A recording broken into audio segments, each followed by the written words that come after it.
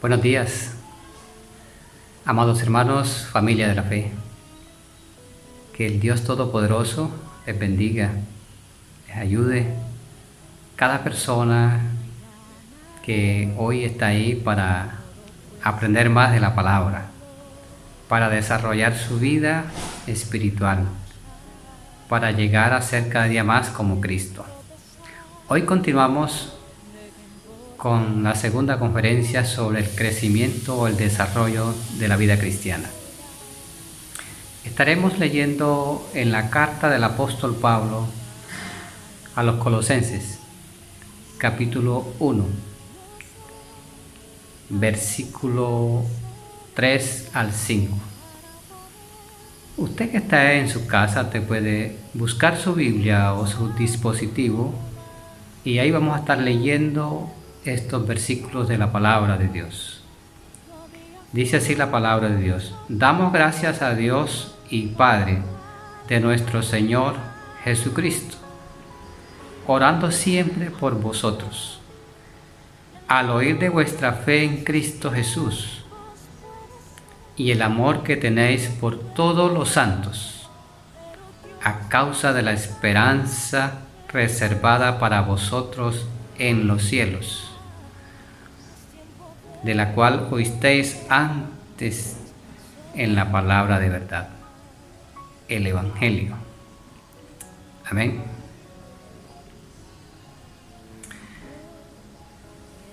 Hoy miraremos qué características hacen de la iglesia de Colosas una iglesia madura. La vida cristiana tiene su meta, siempre el desarrollo va hacia la madurez. Todo hombre y toda mujer cristiano debe saber eso, que siempre la meta debe llegar a la madurez, como dice Pablo en Efesios, hasta que todos lleguemos a la medida de la estatura de nuestro Señor Jesucristo, a un varón perfecto. Esa palabra perfecto es lo que se traduce por madurez. ¿Qué características está mostrando la iglesia de Colosas? En los versículos leídos nos damos cuenta de esas características. Primera característica que tiene la iglesia de Colosas es fe. En el versículo 4 dice: al oír de vuestra fe en Cristo Jesús. Esa es la primera característica de una iglesia madura, una iglesia que su fe está arraigada en el Señor, una iglesia que por encima de las dificultades, por encima de los problemas, su fe permanece vigente porque ha creído en Jesucristo. No ha creído en ningún humano, no, sino en Jesucristo. Jesucristo es el modelo de vida para toda persona. La fe en Cristo, como dice el texto, la fe en Cristo, eso nos ayuda a entender que la iglesia de Colosas tiene una marca cristológica que la identifica, la marca cristológica. Es decir, todo hombre y toda mujer debe identificar a Cristo a lo largo de su vida, donde quiera que esté, porque ha creído en Cristo Jesús.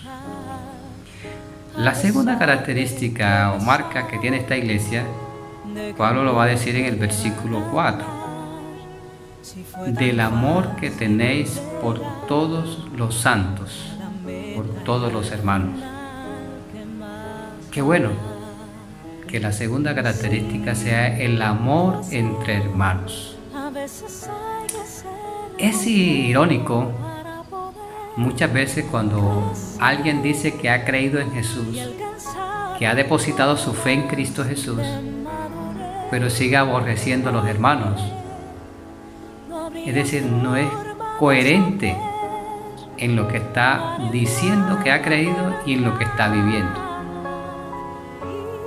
El apóstol Juan dice: porque en esto conocemos que hemos creído y que amamos al Señor, porque amamos a los hermanos, está diciendo el apóstol Juan. Te pregunto en esta mañana, en este día, cómo está tu fe y también cómo está el amor entre los hermanos. Mírate frente a los hermanos. Hay personas en esta vida que cantan muy bonito, pero cuando ven a alguien o incluso a algunos de sus hermanos de la iglesia, se les daña el día. Y qué interesante que usted en esta mañana se haga la pregunta: si todavía hay resentimientos en tu vida, todavía te falta madurar. En la conferencia pasada nos dimos cuenta que ser maduro es aprender a perdonar, como el Señor le explicó al apóstol Pedro 70 veces 7, aprender a perdonar. Y ahí está este desafío de la vida cristiana, aprender a perdonar. Entonces, el amor entre hermanos, uno lo puede ver como esa marca antropológica que debe existir en la vida de la iglesia, esa relación que existe entre nosotros. Eso hace parte de las características de una iglesia madura. El apóstol Pablo lo va a reflejar estas cosas de lo que es la fe. Por ejemplo, en el versículo 24, mire cómo dice: ahora me alegro de mi sufrimiento por vosotros y en mi carne completando lo que falta en las aflicciones de Cristo, llegando a ser parte del cuerpo que es la iglesia. Y mire cómo dice: si en verdad permaneces en la fe, bien cimentados, constantes sin moverlos, la esperanza del Evangelio que ha sido proclamado, ustedes han creído en Cristo Jesús. Y en el versículo 2, versículo 7, en el capítulo 2, versículo 7, me dice: firmemente arraigados y edificados en Él y confirmados vuestra fe, tal como fuisteis instruidos, rebosando de la gratitud. Es decir, una persona que va en crecimiento es una persona agradecida con Dios, es una persona que permanece en la fe en Cristo por encima de las dificultades, por encima de los problemas. Uno va a ver todo eso, por ejemplo, Pablo va a aclararlo en Romanos. En Romanos capítulo 5, Pablo nuevamente lo va a dar a conocer, el versículo 1 al 5. Usted lo va a leer en casa porque no tengo el tiempo suficiente aquí a través de este medio, pero son muchos los versículos que Pablo va a decir en Corintios 13:13, en Gálatas 5:5 y 6 y en 1 Tesalonicenses 1 al 3. Ustedes pueden identificar toda esta relación con relación a las marcas de una iglesia madura. Ahora, la otra característica, porque hemos mencionado dos, la tercera característica que tiene una iglesia madura está en el versículo 5. A causa de la esperanza. Y esto es interesante para nosotros. A causa de la esperanza. Y esta es la tercera característica que marca una iglesia madura. Una iglesia que es madura es una iglesia que tiene su fe en Cristo, una iglesia que ama a los hermanos, pero una iglesia que tiene esperanza de la vida eterna, tiene una mirada escatológica, digamos. Debe entender que no somos de aquí, que vamos de paso, que vamos hacia nuestra propia casa, a la casa de nuestro Padre. Interesante. Y que nuestro corazón no se apegue a tantas cosas que hoy pueden ver y se pueden mirar en este mundo, porque todo lo que se ve es pasajero, pero lo que no se ve es eterno. Te invito para que tu vida tenga estas tres marcas y tú puedas ser esa iglesia madura.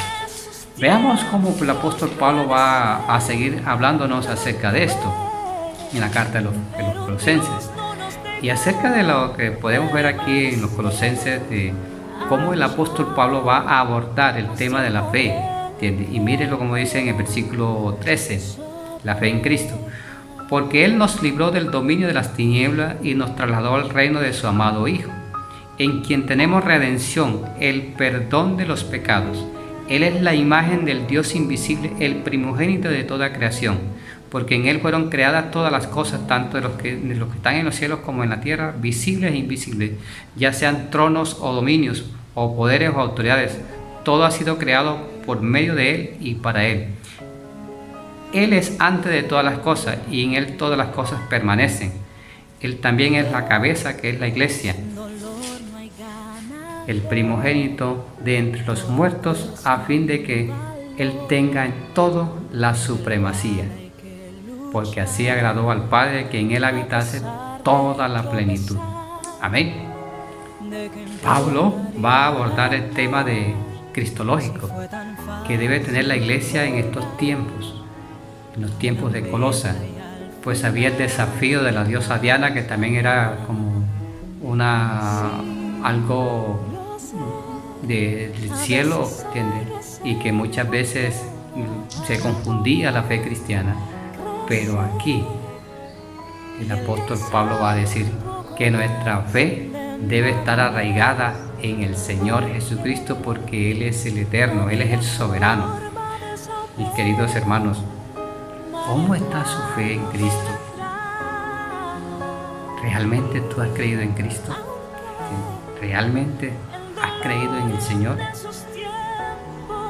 A mí me da muchas veces duda cuando hablamos de la fe en Cristo, porque los cristianos tenemos una fe parcial. Y usted me dirá, ¿cómo así, pastor? Sí, Señor, porque muchas veces creemos parte de lo que dice la Biblia, pero hay cosas de la Biblia que no las creemos. Por ejemplo, aquí en Colosenses el apóstol Pablo va a abordar el tema cristológico de una manera espectacular y va a decir que el Señor Jesucristo venció la muerte, venció a los principados y potestades. Y eso lo hizo el Señor. Pero también analizamos hoy cristianos evangélicos que le tienen miedo a Satanás, que le tienen miedo a los demonios, y que muchas veces, para decirlo así, que a veces hay espíritus que no nos dejan dormir. Cuando dice el texto bíblico que Él despojó a los principados y potestades y los exhibió públicamente, triunfando sobre ellos en la cruz. Esa es nuestra fe. Esa es nuestra fe. Una fe en Cristo que es una fe completa. Es más, el apóstol Pablo va a decir aquí en esta misma carta que nosotros estamos completos en Cristo Jesús. Es decir, que todo hombre y toda mujer que ha creído en Cristo, que su fe ha crecido, está completo. No le falta nada, porque su fe ha madurado. Es importante que usted se dé cuenta de que Cristo es la cabeza de la iglesia, como dice aquí, reconocerlo como la autoridad máxima. En este pasaje bíblico dice que todas las cosas subsisten, digamos, tienen vida por medio de Cristo Jesús. ¿Y eso qué quiere decir? Que usted y yo vivimos por el Señor. Nuestra vida le pertenece al Señor y subsiste porque así lo permite el Señor. Pero también te digo algo, aún los demonios y Satanás mismo le deben la existencia a Jesús. Si el Señor quisiera que ellos dejaran de existir, solamente tendría que decir, bueno, hasta aquí ustedes llegan. Pero qué importante que usted comprenda este asunto, porque es muy fácil creer otras cosas, pero creer que Satanás le debe también la vida a Jesús, eso es un desafío de la fe. Así que el poder de las tinieblas ya no tiene la autoridad sobre la iglesia. Es más, Jesús va a decir, y las puertas del Hades no prevalecen contra la iglesia. Es decir, como dice un dicho popular, el diablo puede brincar como un chivo, puede tener cacho como un chivo, pero nada, no puede hacer nada, porque Cristo Jesús le quitó todo el poder. que tenía. Hermanos, Cristo es el creador de las cosas y es el sustentador de las cosas. Y eso es interesante que usted lo crea. Es decir, Cristo sustenta todas las cosas. Hay una frase que me llama la atención de un colega, de pastor amigo, que dice: los cristianos debemos estar conscientes de Satanás, pero asombrados de Dios. Y no al revés. Hay creyentes que están asombrados del diablo y conscientes de Dios. No es así. Conscientes de Satanás, pero asombrados de Dios. Es decir, cuando usted y yo tenemos esa fe que marca la diferencia, nos sentiremos seguros porque sabemos en quién hemos creído. ¿Tú lo haces? ¿Tú estás asombrado de Dios? ¿O estás asombrado del otro?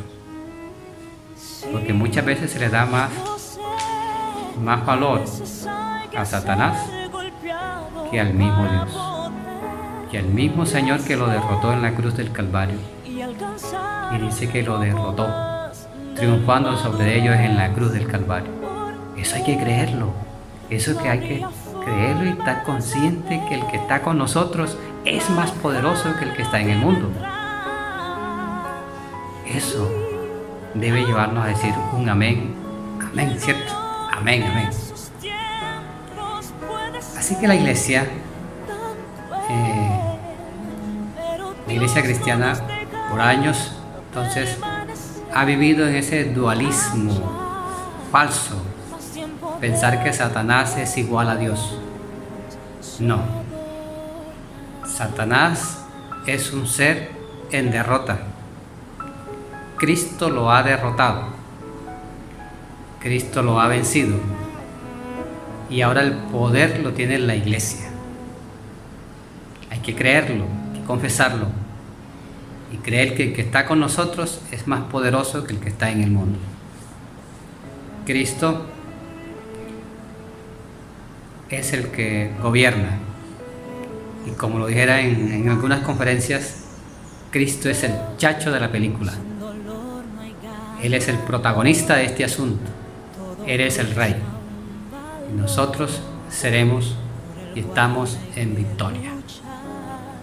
En Apocalipsis nos dice el apóstol Juan que al final de los tiempos el Señor destruirá a Satanás con el soplo de su boca. Es un asunto interesante. En otras palabras, para Dios es cosa sencilla acabar con este asunto de Satanás. Mis queridos hermanos, una iglesia madura es aquella iglesia, aquella persona que aprende a poner la mejilla. Es la persona que bendice a quien lo maldice. Es la persona que está dispuesta a amar aunque no sea amado. Ese es maduro, sí Señor, esa es una persona madura. Cristo le lavó los pies a Judas.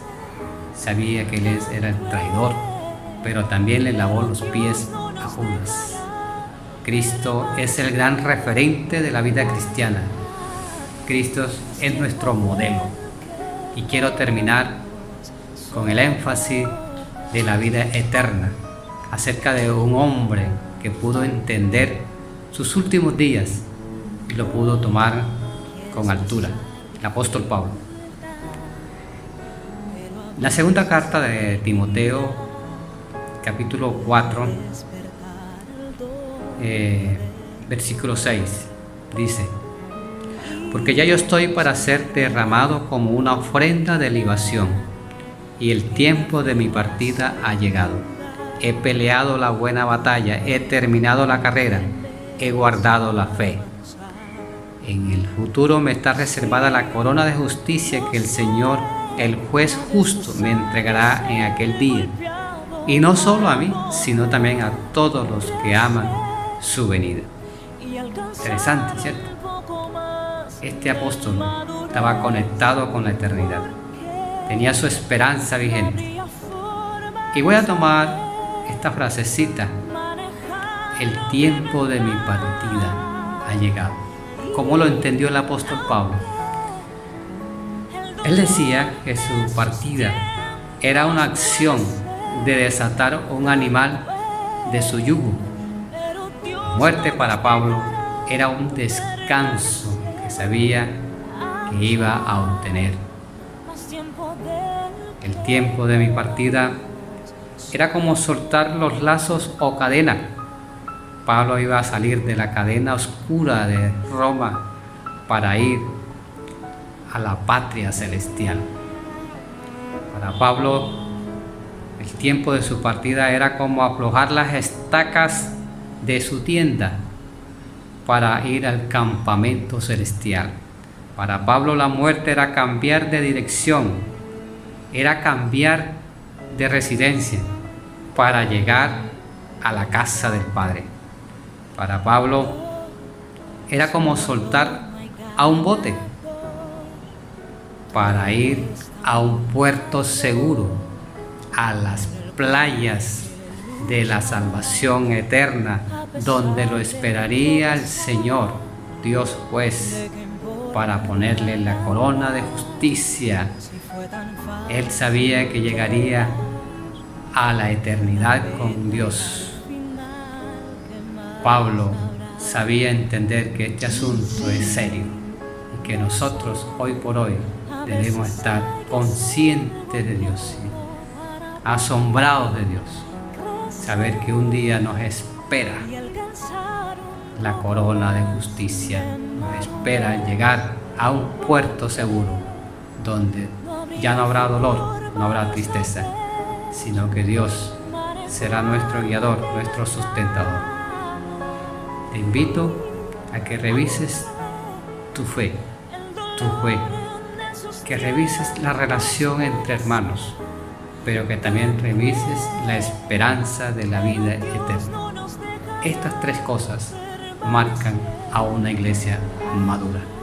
Que Dios te bendiga, te guarde, te proteja y te deseo que Dios ilumine cada día más y más por su palabra para que sigas creciendo, llegando a ser una persona madura. Bendiciones. Quieres pasar dificultad, pero a veces servirá para despertar el don que dentro hay y salir de la comodidad que te aferra a ese lugar y a la meta con firmeza avanzar. Sí, lo sé, a veces hay que ser golpeado para poder crecer y alcanzar un poco más de madurez, porque no habría forma de saber manejar lo que vendrá. Y aunque el dolor en esos tiempos puede ser tan cruel, pero Dios no nos dejará permanecer allá más tiempo del que podamos soportar.